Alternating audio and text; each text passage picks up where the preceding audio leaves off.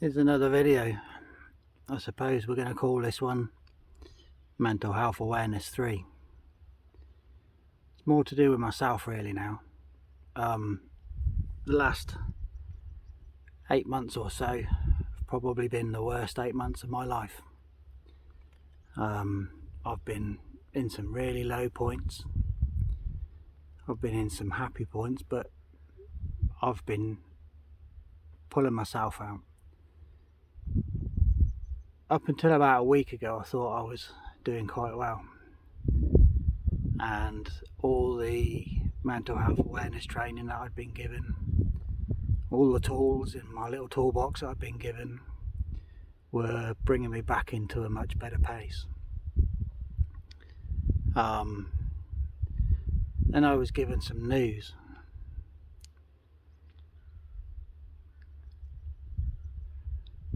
That put me back a lot. It was like an elephant had stood on my chest and wouldn't release, to the point where literally minutes after I was given the news, I was physically sick. All the time in the last 8 months, at the beginning I didn't know where I was, what I was doing, who I was hurting, who I was ignoring or anything else. But then when I started to have the treatment, I realised that my issue wasn't just the last 8 months. It's been over the last few years, and it's been progressively eating away at me. But you never know. You just shrug it off. And that's what I did, until something happened before Christmas. And that knocked me for six. And that started the ball rolling where I genuinely needed help. And like I said to you in the first video, I got the help and I thought I was doing quite well. Until this week. Now I've tried over the last few months to pull back in absolutely everything that I had prior to the start of my initial breakdown. I've been desperate to cling on to everything. In my head I've tried absolutely everything to show that I'm aware of, I might not have been thinking all about myself, and a lot of the time I wasn't thinking about myself, otherwise I might have known. But when you think that there's that little glimmer of getting back to what you class as normality, and you're rolling along and your own mind's getting better, and you still cling on to this glimmer of hope that you'll be able to bring your world back into 100% of what you want.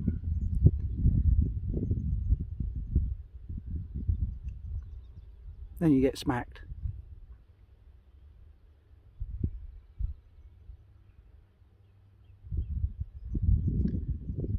And that smack takes the wind out of your sails.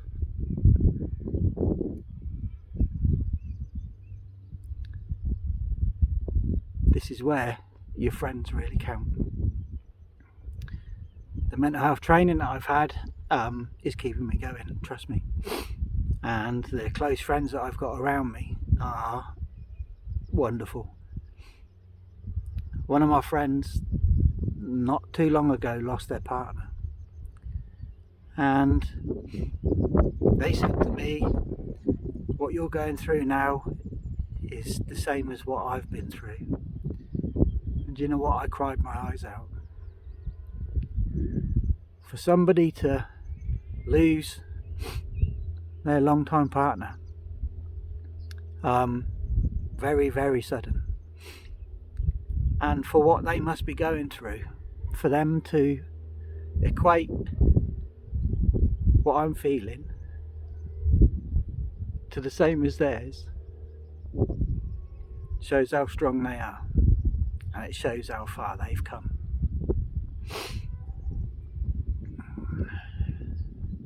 This is why I've come up here. said in my first video not to talk to yourself. I'm talking to you. But over the last 72 hours, I've probably had a handful of people that have kept me going. And I haven't had to go back to the mental health team because of the tools that they gave me in the first place. But last night was a really bad time for me. So I've got up this morning and I've come out to this to try and reboot some of my batteries. All I'm asking is that people that are going to watch this video remember, when the things hit you, when these things smash you in the face and take your whole world away, that the most important thing is that you talk about it. Because I know if I hadn't have talked to my friends, I would have been back in them dark places again. Please, when anything happens to you, if you feel down, and it might only be something like I've said that even upsets you in work, for God's sake, talk about it. I've gone over the last few months thinking that I can get every single thing back to normal, and the last few days has shown me that doesn't matter where you are in life, somebody can quite easily kick you and bring you down to your knees at the drop of a hat. So be careful. Make sure that you have got people around you, and those that you class as friends.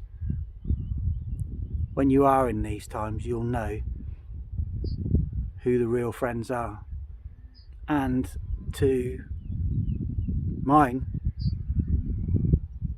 I would like to say thank you. Thank you for being there with me, because you've been a massive help. I'm going to carry on recharging my batteries now. But remember, please, just talk. Because if you don't talk, it's going to get worse. Have a lovely day, people.